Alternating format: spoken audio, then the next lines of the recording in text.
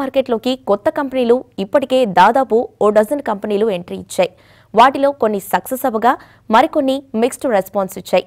వీటికి తోడు ఇప్పుడు కేంద్ర ఆధీనంలోని రైల్వే కంపెనీలపై ఈ నెలాఖరులోగా నిర్ణయం వెలువడనుంది. ఈ ఆర్థిక సంవత్సరం బడ్జెట్ ప్రసంగంలో చెప్పినట్లుగా కేంద్రం రైల్వే పిఎస్యు కంపెనీల ఐపీఓపై చర్యలు వేగవంతం చేసింది. Indian railway finance corporation, Ircon, IRCTC ఈ 3 సంస్థలు ఐపీఓ ద్వారా స్టాక్ మార్కెట్లోకి ఎంట్రీ ఇవ్వబోతున్నాయి. 3 సంస్థల ఐపీఓల కోసం బిడ్ మేనేజర్లను అపాయింట్మెంట్ చేసింది కేంద్రం. జీఎస్టీ అమలవుతోన్న నేపథ్యంలో ఐఆర్సీటీసీ సర్వీస్ ఛార్జ్ అంశంపై కూడా నిర్ణయం తీసుకుంటోంది కేంద్రం. గతేడాది డిమానిటైజేషన్ ని దృష్టిలో పెట్టుకుని ఆన్లైన్ టికెట్లపై సర్వీస్ ఛార్జ్ రద్దు చేసింది. ఈ గడువు మార్చి 31 వరకే ఉన్న డిజిటల్ ట్రాన్సాక్షన్స్ ని దృష్టిలో పెట్టుకుని జూన్ 30 వరకు పొడిగించింది.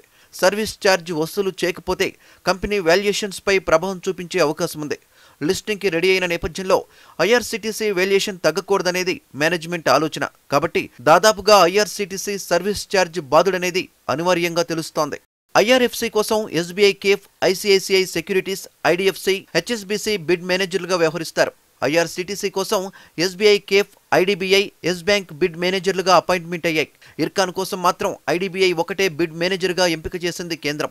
జూన్ 30న నిర్ణయం తీసుకున్న లిస్టింగ్ ప్రక్రియ మాత్రం వచ్చే 6 నెలల పాటు సాగనుంది. దీంతో వస్తే ఈ క్యాలెండర్ ఇయర్ ఎండింగ్ లోపు ఈ 3 కంపెనీలు లిస్ట్ అయ్యే అవకాశాలు కనిపిస్తున్నాయి. Department of investment and asset management దీపం ఈ లిస్టింగ్ ప్రక్రియను పర్యవేక్షిస్తోంది.